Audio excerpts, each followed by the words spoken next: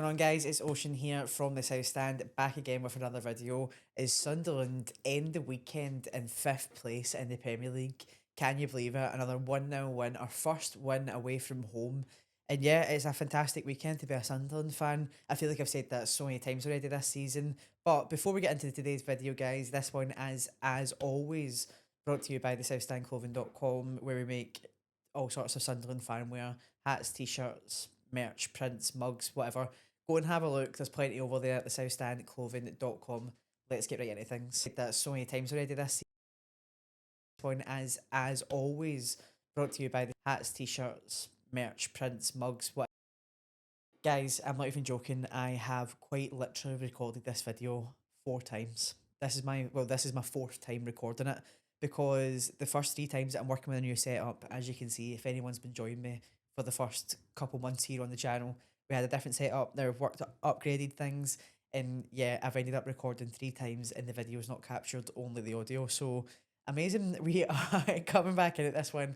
I've literally talked about this game to the death, so forgive me if at times I feel like I'm rushing through it a little bit, but I think I've just kind of demented myself talking about this game.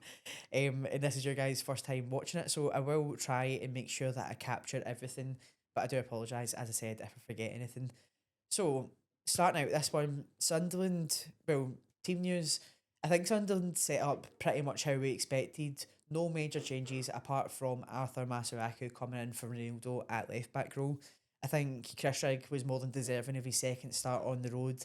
And really, as the game played out, we've seen that Regis was happy to make substitutions to fix things that weren't quite working in our favour anyway. But Sunderland straight out the back, coming out the gates, and a kind of Sunderland style that we're becoming used to now. It's a Sunderland team that come out strong, looking to kind of get out there on the front foot and get into things as quick as possible, maintaining that sort of compact defensive structure that we're becoming used to with Sunderland in the Premier League. It's a defend first, wait to break on a counter attack, low possession style, Regis Labrie side. But so far, so good with how that's working. And to be honest, I think the Premier League as a whole is probably starting to move over that way. We've seen for a while with Man City domination era, a lot of teams start to play this Pep-esque style football. And then I think a lot of teams quickly realise as well that that does not work for everyone. If you're not Pep Guardiola or you don't have his players, oftentimes it's not going to be your type of football. And we've seen that with the promoted teams that have came up in the last few years, coming up and trying to play out from the back with players that maybe weren't up to scratch. But with Sunderland, I think so far from what we've seen, the centre halves that we've brought in, the goalkeeper that we've brought in, a lot of our players are happy to have the ball at their feet anyway and bring it out. So Sunderland come out looking good in the opening phases. We've seen a brilliant pass from Omar Alderete out from the back straight up to Wilson over the top. Able to get a shot in there. Didn't quite work out for him, but that is something that I think we're going to see more of this season. Just kind of that route one, get it up to him football. And I think it's the type of football that suits Wilson the most. So as I said, we've seen that, and we've seen as well with Omar Alderete, his ability to just beat the press, to pass out from the back. He is a player that I'm really loving at Sunderland so far this season, and his ability to play the ball, play out from the back. He's more than happy with the ball at his feet. Even at times when you think he might be in a little trouble, he seems to always come out on the better side of things. So yeah, loving Omar Alderete so far this season, and of course we've got plenty more to talk about him in this game. I think from what we've seen in the first kind of opening 30 minutes prior to the goal, Sunderland, when they were on the ball, were looking a little bit sloppy in possession. I think that's something we're going to have to work on, just tightening up. I think it will come more though as these players start to play with each other. We've already seen it in the first 6 weeks where these little triangles and patterns of players start to develop across the pitch, and hopefully as those kind of solidify the place and the players really get to grips with what they're doing going forward, they'll know where their fellow teammates are, and they'll know where to put the ball from there.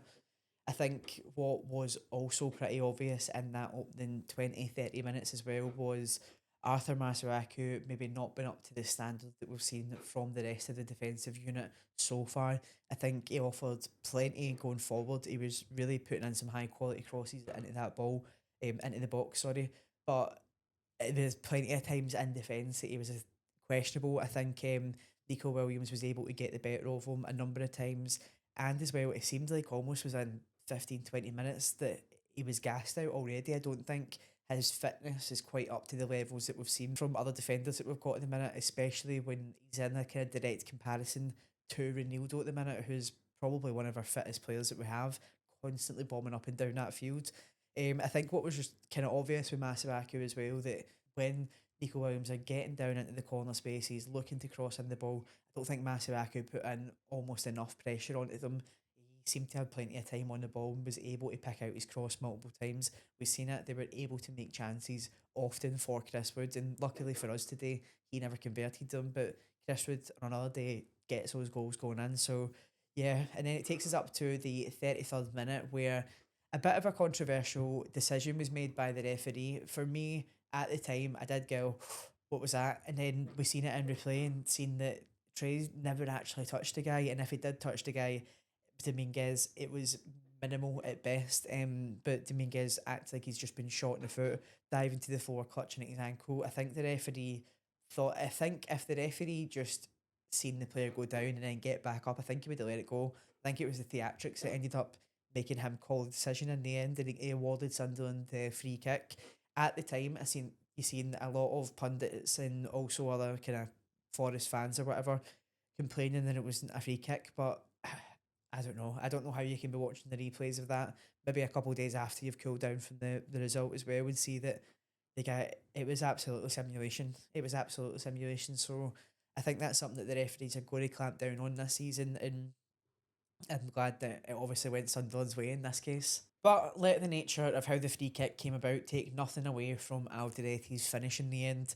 Granit Xhaka yet again for Sunderland. That's three massive assists he's had for us so far this time in red and white. Of course, he had the assist for the winner against Brentford. He had the assist for the equaliser against Aston Villa. And now he again is the assist provider for Omar Alderete from this set piece. Set pieces for Sunderland have become so important in terms of how we've progressed from defending them compared to how we did in the last few years. And then, of course, how we're attacking them as well. I think Sunderland have showed that we've multiple ways from attacking the ball from set pieces, and players like Omar Alderete making that run round the back. From a Forest point of view, they let him go completely unmarked. And if I was a Forest fan, I would be fuming at how their players defended that one, because it's as if none of them even paid attention to him. He snuck round the back and got a clear chance at a header and got a lot of power on it for a ball that was kind of hung up in the air for a while. So good on him for that one. Loads of power on it. It makes it look a little bit worse of a header because the keeper does get a hand to it, but nonetheless, in the back of the net, Sunderland up 1-0. And yeah, as I was saying, I think Sunderland from set pieces have just completely changed their game. And there's a lot of discussion online at the minute about how set pieces are coming into the Premier League more and more. I think Sunderland, in terms of a lot of Premier League trends, have set themselves up well in terms of recruitment and in terms of how they're developing the players. I think the Premier League is changing to a league where you do have a lot of counter attacking football, and teams are really starting to take advantage of set pieces again. And I think it's something that Sunderland have built their squad around. We've seen last season Dan Ballard getting involved with some headers, but then of course it took it to a whole new level with that playoff semi final goal. Take it into this season as well. All of our centre backs are just made to go and attack that ball in those areas. Ballard being the best at it. I mean, he looks literally hungry for goal every single time he's up there. I genuinely think that that goal in the semi final has been hardwired into his brain forever. Also random one, but congratulations to him on his kid. But yeah, I think as well, when I think about Sunderland defending set pieces in the last few years, those first three couple years in the Championship before Reduce arrived, I think about Tony Mowbray, and then God forbid I even say his name, it's like Voldemort round here, but Michael Beale, the way that we defended under those two in terms of set pieces, there was no real structure. Every time that another team got a corner or a free kick, I dreaded it. I dreaded the way Sunderland were going to defend because it felt almost inevitable at times. You could sense it when the other team was going to get a goal.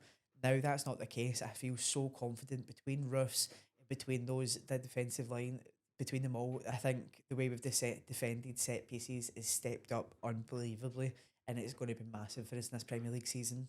I think what we also noticed from this game, and what I touched on earlier as well, was just how much of a Premier League player Wilson Isidore is really looking. I think even when he doesn't get a goal, his runs are unbelievable. The way he can run onto a ball and cut the lines like that, really important. Yes, he's maybe not the best player at attacking in terms of headers, but we have seen him improve already scoring one this season. But I think we're all saying that he's just constantly making a nuisance of himself, and he's constantly getting in the right areas more of these chances are going to pay off. And we've seen him have a chance in that first half. I don't think it was as good a chance as it maybe seemed at first because he was completely back to goal, turning around, still managed to get through the legs of the player, just bent away and out of an off target right at the last second there. But yeah, I think Wilson has got more goals to come this season. He's really making a nuisance of himself in this Premier League. Moving on to the second half, Nottingham Forest definitely came out with something to prove in the second half. I think it was Sunderland who started as the better of the two teams. As something that I'm really enjoying from this Sunderland team compared to ones of the previous few years. Sometimes it felt like when we came out, I would love to find a stat on this if anyone knows, but the amount of goals we conceded in that first 10 minutes after half time, I was always kind of looking at that period and hoping that we came out the gates kind of blazing, but it never, it wasn't something that always happened. With this Sunderland team, though, the focus is there from the start of the half through. So we started the half quite strongly, getting on the ball still, and then we see Nottingham Forest start to take a real foothold in the game. And for the next 20-25 minutes, they were really coming on top in terms of the pressure they were putting on Sunderland. Luckily, Sunderland able to deal with it well. Unfortunately, I think there was a few times in this match that, well, I say unfortunately, it's just something that I noticed in this match more than the others. I think we got cut open through the middle of the field more than we have in any game so far. I spoke about it in the Crystal Palace review where I seen that Noah Siddiqui and Habib Diarra had both let men go off unmarked through the middle that ended up being able to get on the ball and create something for Palace. And the same kind of rang true here. Not necessarily just Siddiqui, but Enzo Siddiqui. There's a couple players there letting go of their man when they're forward facing in the press. Someone like Elliot Anderson's able to find space in behind him. And as much as a Jordan, we don't like to compliment him too much. He's a cracking player, and when he's got the ball with his feet, he's able to create so much for Forest. So because he was able to get away from his man and kind of go untracked in the middle, he was able to get on the ball a lot more. And I think that's something Sunderland will tighten up over time, or at least it's something I hope they tighten up over time. But it has happened a couple times, and it's how they were able to just cut us open through the middle. But other than that, I think really Sunderland dealt with the pressure from Nottingham Forest really well. And we've seen it so far. The substitutions that Regis is making in the Premier League have been game changing for us, and we've seen it against Aston Villa. I think the substitutions is really in his I think his substitutions and his man management in the Aston Villa game was what won us a point. And then coming into this Forest game as well, I think again, Reduce's man management is taking another step up this year as well, just like the players have. The substitutions that he made was helped us to counteract the changes that Forest had made and really help us fix any sort of problems that were happening. So Masuaku coming off, Trey Hume switching over to left back, Talby joining on over on the left before the new wingers came on, Chris Rigg being replaced, Geertruida coming on. I think all of those little changes is what helped Sunderland manage this game and really just deal with that Nottingham Forest pressure. Going on to some of the subs that came on, going into some of the substitutes' performances, I think Geertruida had probably his best showing that we've seen of him so far. We got to see some of those mazy runs through the middle. I think it's interesting that he's wearing the number six on his back as well, because we've seen him coming in at right back, we've seen him coming in centre midfield. He really looks like a bit of a Swiss Army knife in ways for Regis Lebris, getting to use him in a multitude of positions, and really we're getting to see his real quality here. I won't be surprised if it's not too long before we see him in the starting lineup. Although I am enjoying him coming on and helping us manage those games, because at the end of the day, it's not about building just a starting 11, it's about building a squad and how you use a complete squad. And I think that's going to take some people by surprise with Sunderland in the Premier League this season. Yes, we've got a period of time with AFCON to contend with where depth may become an issue. However, Sunderland at full fitness have really good cover across the pitch. So seeing these substitutes introduced, I think, and just seeing them perform so well has really been enjoyable there. Geertruida, as I said, fantastic start to his time in Sunderland. I've really enjoyed seeing what he's doing. Unlucky not to get a goal there. I think there was the first opportunity that he had where he was in the round the box, and I was kind of begging him to shoot, and he never did.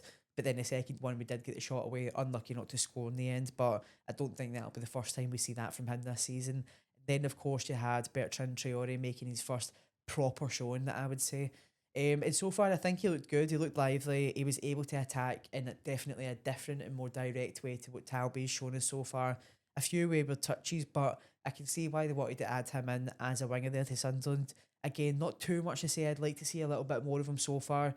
I think it'll be interesting to see with these wingers that are the new players, I guess, that we've not seen too much of, how much they look like Regis Lee's players, because I don't know if I've mentioned it in this video, if it was in one of the multi recordings that I've done of this.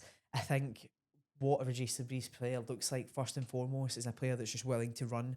We've seen it so far this season. All of our players, how hard they're willing to work. For me, that's why I pick Enzo Lefebvre over someone like Adinkra on that left wing, and it's just because I think that Lefebvre works infinitely better than Adinkra does off the ball in terms of not only tracking back and putting the pressure on, but actually making the ball recoveries and trying to win possession back. I'll be interested to see how players like Traore and stuff like that fit into that mould as well. I think in the case of Brian Broby, I've liked what I've seen so far. I think he's managed to get in a few interesting spaces, but at the end of the day, we've not managed to see too much of him yet. And I think that's just testament to how well Wilson's been doing. But I would like to see a little bit more of him. Maybe even if he can get a little 5-10 minutes more on that, just because he's something so different physicality wise than really anything that we've had for the last number of years. Or really, I can't really think of many players like him, to be honest. That Sunderland have had in the last few years. But we've had a Ross Stewart's that like tall, nimble kind of players. We've had obviously your Wilson Isidores, great athletes. I'm interested to see how this real physical bully style hold the ball up kind of player does, because a few times we have been able to see him get a hold of the ball and turn with a player at his back. It's been really exciting. So yeah, excited to see more of him. Overall, I think there is things Sunderland can get better as I said, of course, we're a little bit sloppy in the ball this game. I think Trey Hume's decision making when he chose to dribble in the box could have been far better. It's just silly things like that. I think when we're getting our chance to have the ball, we need to keep a hold of it better. And in previous weeks, you've seen me say that I don't think we were creating the highest quality of chances. I think that's starting to change a little bit more. We're starting to cross from better positions. We're starting to also offer some support to Wilson Isidore when we're swinging the ball in like that as well. So in terms of that, I can see them improving. And the overall gameplay is going to, you hope, would get better as the weeks go on anyway, because most of these players have only known each other for 6 weeks, and yet we are starting to see more and more from the team as the weeks go on. I think really the most important thing and the most impressive thing of it all, though, is just how much of a team unit this team look.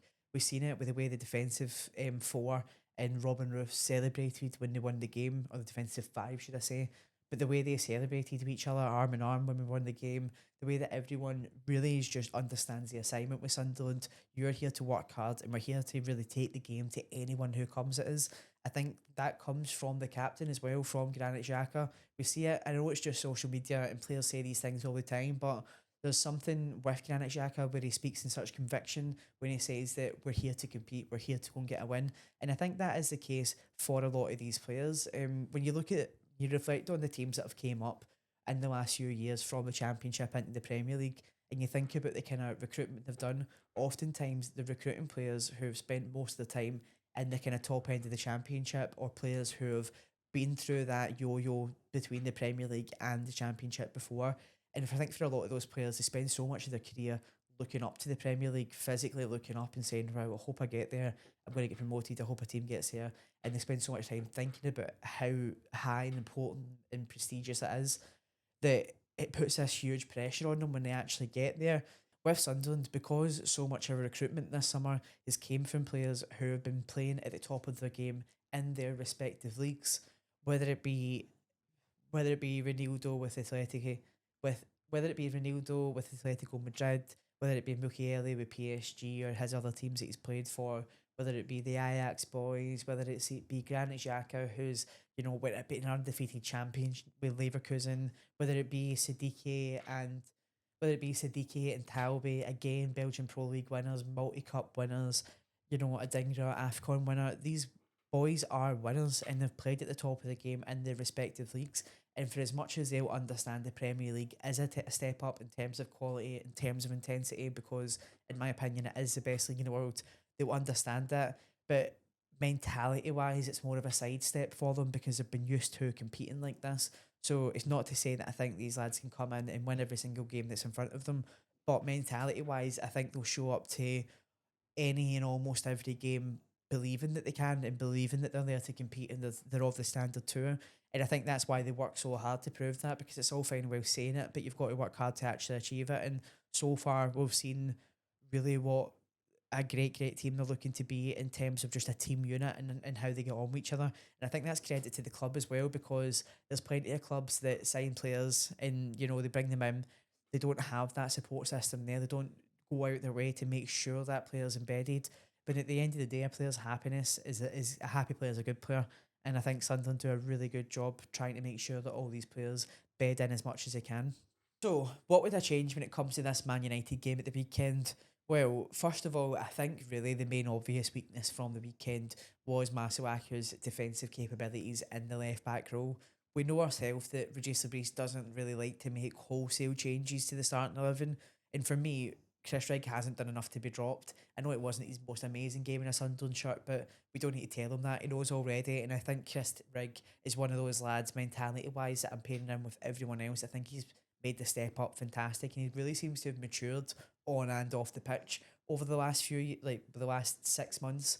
Because even when you watch the club media of him and the way he speaks and his understanding of the game, he's kind of went from being a kid to slowly but surely starting to grow into like a real man. So his maturity wise, I think he knows what kind of game he had last week, and it wasn't a bad game. It wasn't a horrific game. I think it was just maybe a few too many wayward passes and maybe not keeping onto the ball well enough like we know he can. But I think Chris Rigg stays in.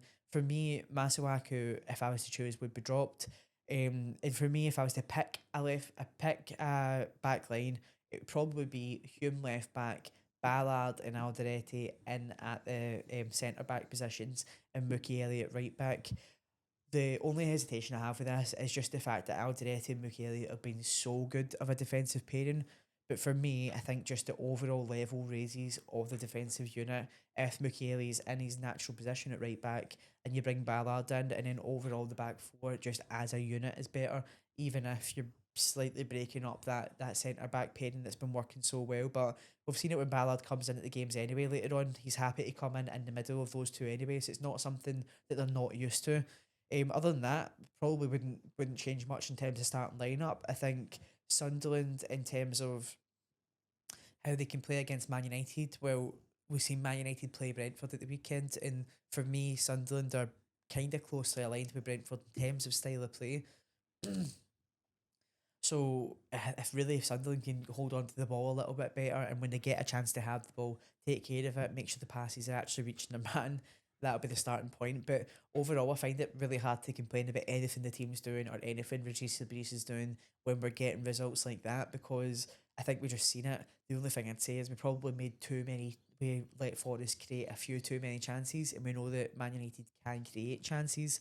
But I think, as I said, swapping out that defensive unit and just getting that tidied up, I think they'll know what they need to do to improve for that game. But let's just take a quick reflection here on what the stats really are looking like for Sunderland so far this season, because I know I'm happy, and I know that pretty much every Sunderland fan watching this will feel just as happy.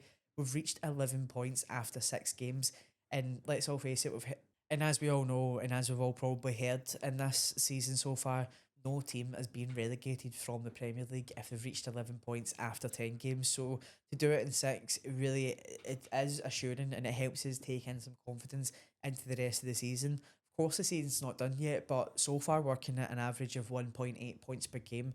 If that was actually how we played across the season, you'd end on 68 points. Chelsea got in the top four with 69 points last season. I am not saying that Sunderland are going to end up in the top four. That is not what I'm saying at all.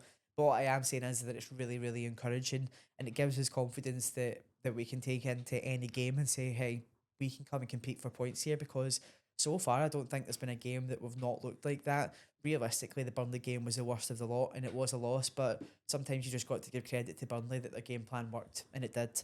I think Sunderland will learn from that and grow, though, and each away game since has been a bit better and a bit better. Having a quick look at a preview for October, we only have 3 fixtures in October, which would be Man United away this weekend. Then you've got Wolves at home, and then you've got Chelsea away. And for me, I'm looking at Man United away at the weekend and saying there's no better time to go to Old Trafford than now. Why can't Sunderland go there and get some points as well? Because Man United, at a current state, are absolutely no better than Nottingham Forest. And Nottingham Forest are a decent team. So yeah, I don't see why we can't go away with the same attitude to go and get points from them. Then you look at Wolves at home. Tough start to the season for Wolves, have not been great. And Sunderland, really, I'd back them against most teams at the Stadium of Light. really excited from that upper echelon of teams. Other than that, I mean, pretty much anyone else, I back Sunderland to get some points out of. So feeling confident about the Wolves game as well. And then the Chelsea one, for me, the Chelsea one's a little bit funny because we know the quality they should have, and we've seen the quality they showed in the Club World Cup final against PSG. They were rightfully the winners. They deserved that win there. But so far this season, I've been kind of less than impressed by Chelsea. I watched them against Brentford again, not too impressed by them. I watched them against Fulham, thought Fulham done them in. They should have had that win there. It was just stupid refereeing decisions. Again against Man United, yeah, they probably deserved the win. Nah, they probably deserved even points. One each would have done fine in that game. Of course, Man United end up getting the points here, but I think Enzo Maresca's head blew off in that game. So yeah, I look at Chelsea and I'm not blown away by them by any means. I think they've of course got superstars and Cole Palmer, decent players, of course. Your João Pedros of the world. Oh, like they've got talent. It's not that. It's just there's something. I don't know if it was just the pre-season hype versus what they're actually showing, but so far I'm just not blown away by Chelsea. So I don't see why Sunderland can't go in there and at least feel that they can put on a good show and at least try and get a point out of it. So for me, I don't want to come across too confident. I think yes, you can say the fixtures have been fair to Sunderland, but more than anything, I think when you've watched Sunderland this season, they're just giving me the confidence that really, when I look at those October fixtures, I think these lads should go into those games ready for a battle and ready to try and take some points out of them because they're more than fair that they can go in there and get some points. So yeah, honestly could not be happier as a Sunderland fan right now. It's tough to find things to complain about. I will always try and point out a couple things. Is you've got to be fair to it. Forest created plenty of chances in that game, and we were lucky. Another day they may have went in, but they didn't. And I think the lads done a cracking job defending for the most part. Going forward, we seem to be making. Going forward, we seem to be making enough chances, and more importantly, taking enough of the chances as well to get the points out of games. So yeah, could not be happy at the minute. Guys, I will be right back, of course, with another video this week for the Man United preview. Again, that's one of the ones I've recorded 10 times. So please, if you are enjoying these videos, like, comment, subscribe, get involved in the conversation. Of course, this is just my views on football, but everyone's got something different to look at when they watch football, hey? So tell me what you've been thinking so far this season. Have I missed out on something that you've seen already? Let me know in the comments down below, and don't forget to subscribe. As always, guys, this one is brought to you by the southstandclothing.com. Go and check it out. Get yourself a hat, get yourself a t-shirt. I am currently wearing my Wilson Isidore t-shirt as we speak. This is one that I've had for months and months and months now, and I love it. So go and check it out, southstandclothing.com, and I'll catch you guys in the next one. How are the lads? Come on.